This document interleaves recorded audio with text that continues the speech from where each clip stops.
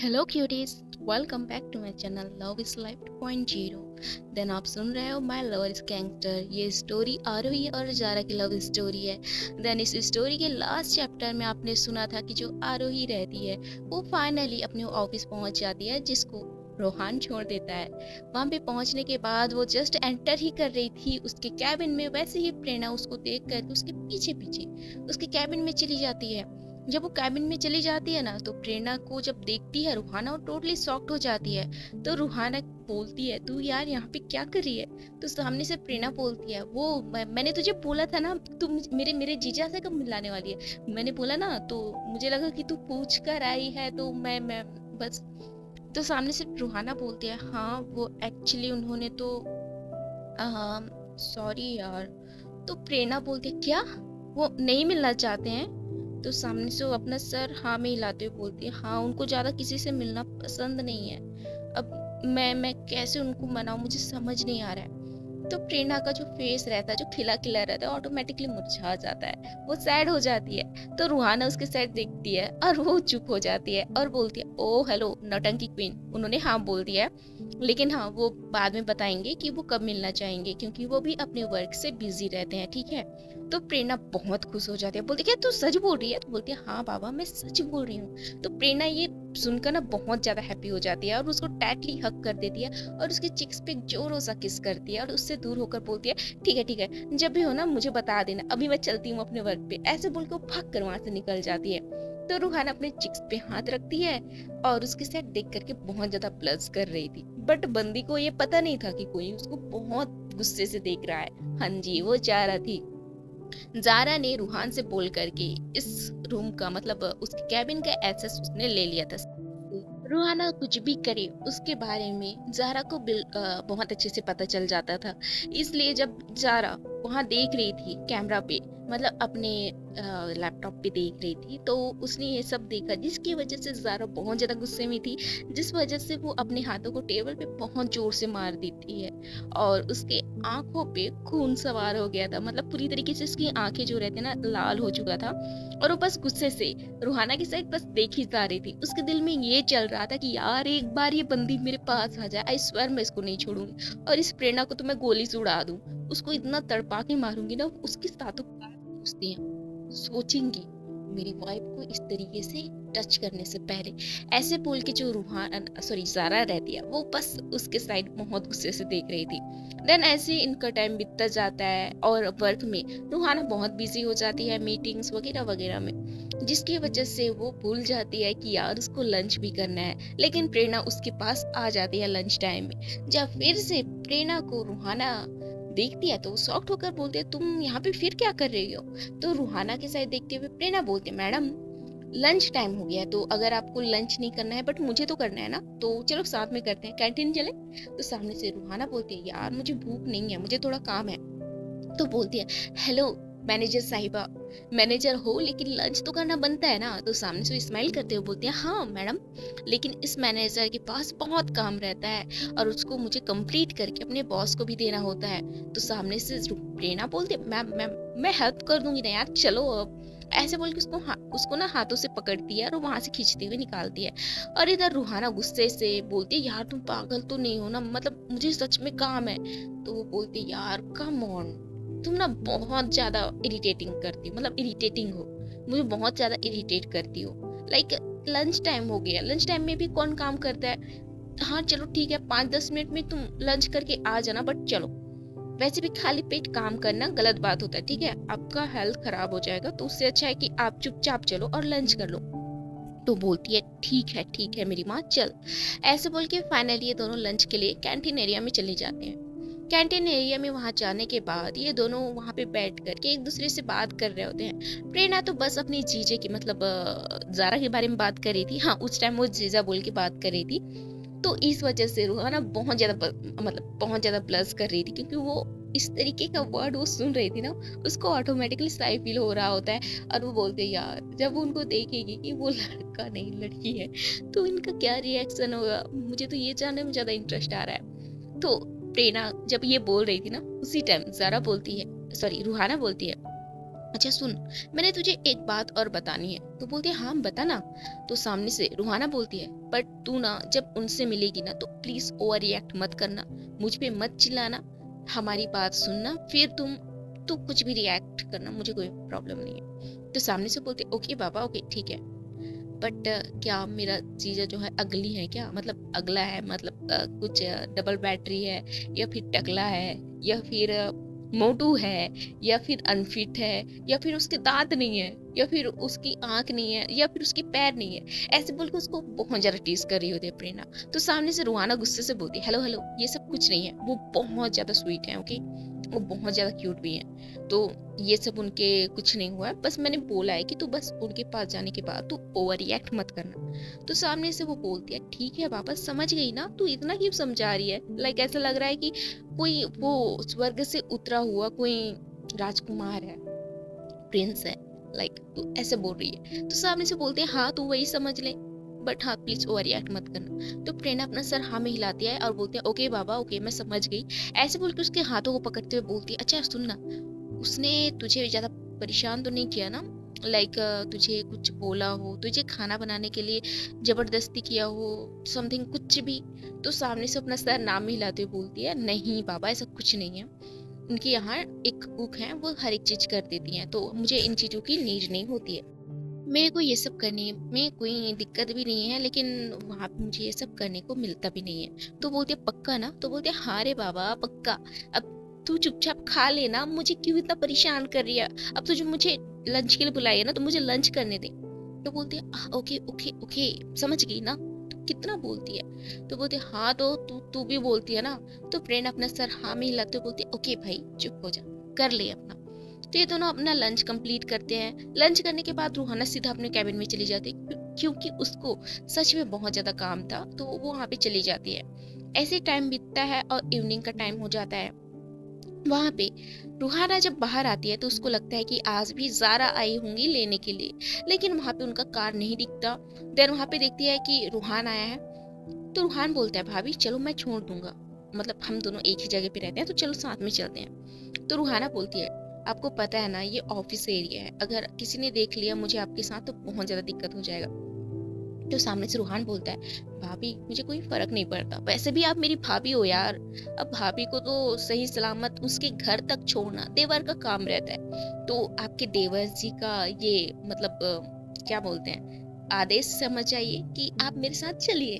तो सामने से प्रेरणा उनको देखती है तो वो बहुत ज्यादा शॉक्ड होते हुए बोलती है हे यहाँ आखिर हो क्या रहा है, क्या इनके हस्बैंड और कोई नहीं हमारे बॉस हैं, क्या बाकी के लोग सही बोल रहे थे, मुझे डाउट है, मुझे पता नहीं अब मैं क्या रिएक्ट करूं। प्रेरणा समझ नहीं पा रही थी कि वो क्या करे क्या ना करे, वो चुप रहकर उनको देख रही होती है। तो रूहाना बोलती है प्लीज। तो सामने से रूहान बोलता है प्लीज भाभी प्लीज मुझे बहुत ज्यादा भूख लगी है, वैसे भी मैंने लंच नहीं किया है। तो सामने से रूहाना बोलती है तुमने लंच क्यों नहीं किया है। तो बोलती है भाभी आप तो अकेले अकेले कर लेते हो, बट मेरे बारे में भी एक बार सोच लो। तो बोलती है मेरे देवर जी अगर आपको याद हो तो हम ऑफिस में हैं, और ऑफिस में अगर हम दोनों को ऐसे कोई देख लिया तो बहुत दिक्कत हो सकता है, और आपके बॉस ने मेरे हस्बैंड ने उन्होंने कानो कान बोला है कि हमारा रिलेशन किसी को पता ना चले, और ऐसा ना हो कि हम दोनों की रिलेशन के चक्कर में हम दोनों का रिलेशन खराब हो। तो सामने से रुहान हंसते हुए बोलता है हाँ मैं समझ सकता हूँ, लेकिन उनको क्या पता, तो आप उनको बोल देना ना कि मैंने आपको बस छोड़ा था क्योंकि आपको लेट हो रहा था और आपको कहीं जाना था, बस इतना बोल देना। तो सामने से रूहाना बोलती है आप मानोगे नहीं। तो सामने से रूहान अपना सर नाम ही हिलाते बोलता है नहीं बिल्कुल भी नहीं मानूंगा, आप चलो अब साथ।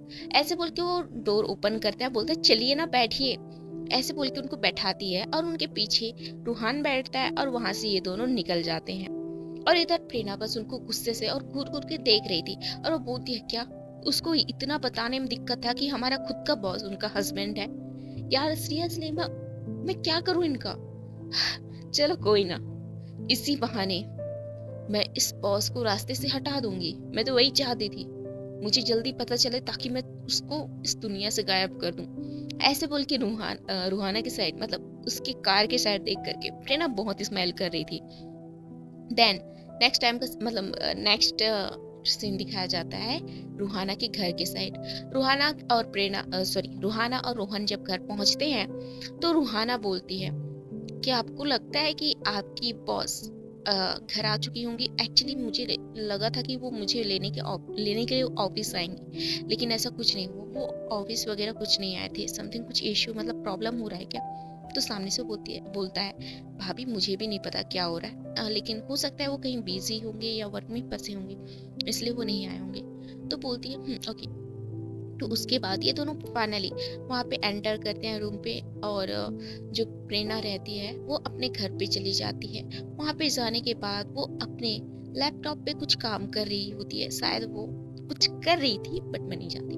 तो इधर रूहाना की साइड सीन दिखाया जाता है। रूहाना अपने रूम पे चली जाती है। रूहाना जब अपने रूम पे चली जाती है तो देखती है कि जारा वहाँ पे आराम से सोफे पे बैठी है। तो रूहाना उसके साइड देखती है, बोलती है आप यहाँ हो, मुझे लगा आप मुझे लेने आने वाली हो। तो बोलती है अच्छा, आपको नहीं लगता कि मैंने आपको कुछ बोला था? तो रूहाना थोड़ा शॉक्ड होकर बोलती है क्या आपने मुझे क्या बोला था? तो जारा बोलती है मैंने बोला था आप किसी के क्लोज नहीं जा सकते। और क्लोज क्या, आपने किसी को अपने चिक्स पे किस करने दिया? सीरियसली आपने क्या सोचा कि मैं इससे क्या होगा? क्या इस चीज का आपके पास कोई बात है बोलने के लिए या नहीं है? बस मुझे हाँ या ना में आंसर दो। क्या उस लड़की ने आपको किस किया था? तो सामने से रूहाना बोलती है किस लड़की ने? तो बोलती है यार तुम मुझे इतना क्यों इरिटेट करती हो, बस बोलो ना किसी ने तुम्हें किस किया था नहीं किया था। तो रूहाना को याद आता है तो वो अपना सर हाँ में हिलाती है। ओ एम जी, तो किस किया था? ओके, तो उसने हक भी किया होगा। तो सामने से रूहाना उसके साइड एक बार देखती है और अपना सर हाँ में हिलाती है। इससे प्रेरणा को बहुत गुस्सा आता है और वो बोलती है तो आपको अपना पनिशमेंट भी चाहिए होगा, क्यों? क्योंकि मैंने बोला था अगर आपने ऐसा कुछ भी किया तो आपको पनिशमेंट मिलेगी। तो आपको कबूल है अपना पनिशमेंट? तो सामने से रूहाना बोलती है बट आप गलत सोच रहे हो, बस वो सडनली अचानक से हो गया था। मैं मुझे पता नहीं था ये सब होगा। तो जारा बोलती है तो मैं क्या करूं, तुम मेरी वाइफ हो, तुम्हारे ऊपर हक मेरा बनता है। तुम्हारे साथ जो भी मैं करूं मैं कर सकती हूँ, लेकिन कोई और तुम्हें टच करे, किस करे या हक करे मुझे बर्दाश्त नहीं है, मुझे अच्छा नहीं लगता है। तो तुम्हें अपना पनिशमेंट लेना पड़ेगा। तो सामने से रूहाना उसके साइड बस देख ही जा रही होती है। तो बोलती क्या क्या हुआ, तुम्हें ना चाहते हुए भी अपना पनिशमेंट लेना होगा। ऐसे बोल के वो अपने जगह से खड़ी हो जाती है और उसने जो बैग पकड़ा था ना उसको पकड़ती है और उसको बेड पे फेंक देती है और उसके हाथों को पकड़ के सीधा वॉशरूम में लाती है और वहाँ पे जो बाथ टब रहता है ना वहाँ पे उसको ढकेल देती है। जब उसको ढकेलती है तो रूहाना शॉक हो जाती है और वो कांपना स्टार्ट कर देती है।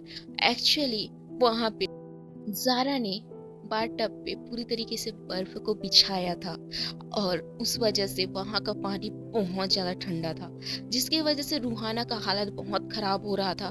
वो बस कांप रही होती है। जारा उसके साइड देखकर बोलती है तुम्हें कैसा लग रहा है? पता है तुम्हें याद है जब उसने तुम्हें किस किया था ना, तो मुझे कितना हर्ट हुआ था, मुझे कितना बेकार लगा था कि मेरे खिलौने को कोई और टच करे, कोई और हक करे, मुझे बर्दाश्त नहीं होता है। बचपन से मुझे जो चाहिए था, जो भी चाहिए था मेरे हाथों में था, मैं उसको हासिल कर लेती थी। अगर वो मुझे नहीं मिलता था तो मैं उसे छीन लेती थी, लेकिन जो चीज मेरा है उसको कोई और टच करे मुझे बिल्कुल बर्दाश्त नहीं होता है। और उसने तो तुम्हें किस किया, सीरियसली तुम्हें लगता है कि मैं इस चीज से कुछ नहीं करूंगी, इस चीज पे मैं कुछ नहीं बोलूंगी, तुम्हें ये लगा? ऐसे बोल के उसके साइड बहुत घूर के देख रही होती है। तुम्हें बस यहीं पे रहना है जब तक मेरा मन ना भरे, मेरा दिल ना भरे, तुम्हें यहाँ पे चुपचाप बैठे रहना है। आई बात समझ में? ऐसे बोल के उसके साइड गुस्से से देखती है और वहां से वो निकल जाती है। रूहाना चाहते हुए भी ना चाहते हुए भी उसका कुछ भी चीज को वो नहीं कर सकती थी, मना नहीं कर सकती थी, क्योंकि हाँ उसने कहीं ना कहीं गलती किया था और उसको पता था अगर उसने इसके लिए कुछ भी उसने किया तो हो सकता है उसकी फैमिली पे कुछ इशू हो, या उसकी सिस्टर हॉस्पिटल में है और उसका ट्रीटमेंट बहुत अच्छे से चल रहा है, हो सकता है उसका वो ट्रीटमेंट रोक दिया जाए और जहां से उसको उठाया था मतलब गवर्नमेंट हॉस्पिटल से वहाँ पे उसको फिर से ले जाया जाए। इस वजह से रूहाना चुपचाप वहाँ पे बैठी रहती है और वो बस वहाँ पे काँप रही होती है। उसका पूरा बॉडी बिल्कुल भी रिएक्ट नहीं कर रहा होता है, मतलब ठंडा हो गया था। और दूसरे सीन में हमें दिखाया जाता है जो ज़ारा रहती है वो काफ़ी टाइम तक लाइब्रेरी एरिया में थी, वहाँ पे बैठी थी और उसके बाद वो डिनर करने के लिए बाहर चली जाती है। डिनर करने के लिए जब रूहान और ज़ारा वहाँ पे बैठती हैं तो रूहान उसके साइड देखता है और एक नज़र अपने सामने वाले चेयर पे देखता है कि उसकी भाभी अभी तक आई क्यों नहीं। तो बस वो रूहान जो रहता है ज़ारा की साइड देखते हुए बोलता है, बॉस भाभी कहाँ है? तो ज़ारा बोलती है, तुम्हें क्या इससे, तुम चुपचाप अपना डिनर करो। ऐसे बोल के वो गुस्से से रूहान की साइड देख रही होती है तो रूहान भी कुछ नहीं बोलता और वो चुपचाप अपना डिनर कंप्लीट करता है और वहां से अपने रूम की साइड चला जाता है। उसे लगता है शायद कुछ हुआ होगा या फिर हो सकता है भाभी अपने वर्क में बिजी होंगी, इसलिए वो डिनर के लिए नहीं आई होंगी। और देन ज़ारा वहां से अपना डिनर करने के बाद अपने रूम में चली जाती है। जब अपने रूम में चली जाती है तो वो सो जाती है। वहाँ पे सोती ही है कि उसको याद आ जाता है कि यार मैंने कुछ किया था, मैंने उसको पनिशमेंट दिया था। ऐसे बोल के वो अपने बेड से उठ जाती है और सीधा वॉशरूम की साइड चली जाती है। जब वो वॉशरूम में जाती है तो वो पाती है कि जो रूहाना रहती है ना वो बाथ टब पे वैसे ही बैठी थी। हाँ, वहाँ पे पानी कम था जिसकी वजह से वो पूरी तरीके से डूबी नहीं थी, उसका फेस ऊपर की ओर था और वो बहुत ज्यादा डर जाती है कि यार रूहाना को क्या हुआ है, क्या कुछ ज्यादा ही मैंने कर दिया है। ऐसे बोल के वो भागकर उसके पास जाती है और उसको उस बाथ टब से उठाती है और उसको होल्ड करके उसको गोद में उठा लेती है और उसको सीधा बेड पे ले जाती है और उसको टच करती है तो उसका पूरा बॉडी ठंडा पड़ गया था। और ज़ारा जब उसको इस हालत में देखती है उसको भी बहुत शॉक्ड हो जाता है, मतलब वो बहुत ज़्यादा शॉक्ड हो जाती है और वो कुछ भी कर नहीं पा रही थी। वो सीधा डॉक्टर के पास कॉल कर देती है। हाँ, वो उसके फैमिली डॉक्टर थे जो कि उनके घर पे ही रहते थे, मतलब उनका विला बहुत बड़ा था तो वहीं पे वो डॉक्टर भी रहते थे। तो वो कॉल कर देती है और इस बीच ज़ारा जो रहती है जल्दी जल्दी उसके ड्रेस को चेंज कर देती है, उसको नाइट सूट पहना देती है और उसके ड्रेस को खुद चेंज करती है, लेकिन वो ज़्यादा मतलब उसके बॉडी वगैरह पे वो ज़्यादा फोकस नहीं करती, नहीं देखती, क्योंकि वो रूहाना का जो फेस था, उसका बॉडी था ऑटोमेटिकली बहुत ठंडा हो चुका था, वाइट पड़ गया था, इसलिए वो बिल्कुल भी रिएक्ट नहीं कर रही होती है। बस वो जल्दी से उसका ड्रेस चेंज करके उसको अच्छे से ब्लैंकेट से कवर कर देती है और वहाँ पे जनरेटर ऑन कर देती है। और कुछ टाइम के बाद वहाँ पे डॉक्टर आ जाता है तो बोलता है, बॉस अपने, तो सामने से ज़ारा उसके साथ गुस्से से देखते हुए बोलती है, हाँ मैंने बुलाया था। तो सामने से डॉक्टर बोलता है, आखिर आपने बुलाया क्यों था? तो वो अपने आंखों से इशारा करते हुए बोलते ही है, तुम्हें बेड पे पड़ी लड़की नहीं दिख रही है?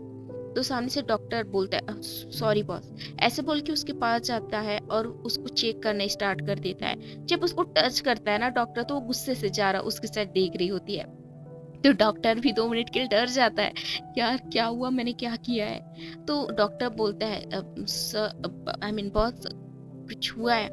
तो ज़ारा बोलते कुछ नहीं, जल्दी चेक करो। ऐसे बोल के वो चेक करना स्टार्ट कर देता है, उसके फेस को टच करता है। देन ऐसे ही कुछ टाइम बीत जाता है, इंजेक्शन वो डाल देता है और वो अपने सर मतलब अपने बॉस के साइड देखते हुए बोलता है, बॉस इनका बॉडी बहुत ज़्यादा ठंडा हो गया है जिसकी वजह से बेहोश हो गई हैं, शायद हो सकता है इनको फीवर आ जाए। तो मैंने कुछ मेडिसिन रख दिया है और प्लीज़ इनकी बॉडी को जितना हो सके गर्म करिए ताकि इनका जो हेल्थ है वो ज़्यादा ख़राब ना हो सकता है इनको हॉस्पिटल भी शिफ्ट करना पड़े। तो आज की नाइट इनको कुछ भी हो बट इनके बॉडी को गर्म रखिए। ऐसे बोल के डॉक्टर वहाँ से चुपचाप निकल जाता है।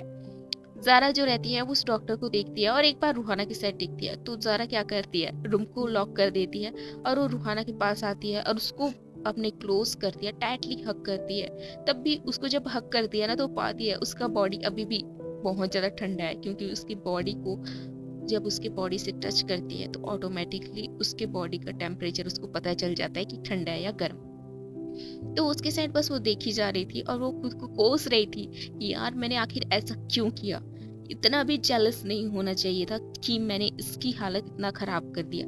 ऐसे बस रूहाना सोच रही, मतलब ज़ारा सोच रही होती है और उसको टाइटली हक कर देती है। सो हे गाइस, देखते हैं कि इसके नेक्स्ट चैप्टर में क्या होता है, जानेंगे नेक्स्ट एपिसोड में क्या रूहाना और ज़ारा के बीच आज का जो कुछ भी हुआ है इसकी वजह से सब कुछ ठीक हो जाएगा या फिर रूहाना को ज़रा से और डर लगना स्टार्ट हो जाएगा, देखेंगे नेक्स्ट चैप्टर में। And then I am sorry कि मैं इस तरीके से स्टोरी नहीं ला रही हूँ, जस्ट कि आजकल यार वेदर चेंज हो रहा है, आप लोगों को पता ही है, और मेरा थोड़ा सा हेल्थ इशू हो रहा है और मेरा सच में दिल नहीं करता है स्टोरी बनाने का, और मुझे समझ नहीं आता है कि मैं आखिर इसमें क्या डालूं, और इसी वजह से मैं स्टोरी नहीं बना पाती हूँ और मेरा सच में दिल भी नहीं करता है। और पता ही है जब तबीयत खराब हो जाता है तो मन नहीं करता किसी चीज़ का, सेम मेरा भी ऐसा ही होता है। लेकिन हाँ, मैं ट्राई करूँगी कि 1 दिन या 2 दिन के अंदर कुछ ना कुछ आ जाए आप लोग के लिए, आई मीन स्टोरी आ जाए और बहुत अच्छे से आ जाए, ठीक है? Okay then, thank you so much, love you all, फिर मिलते हैं, बाय बाय।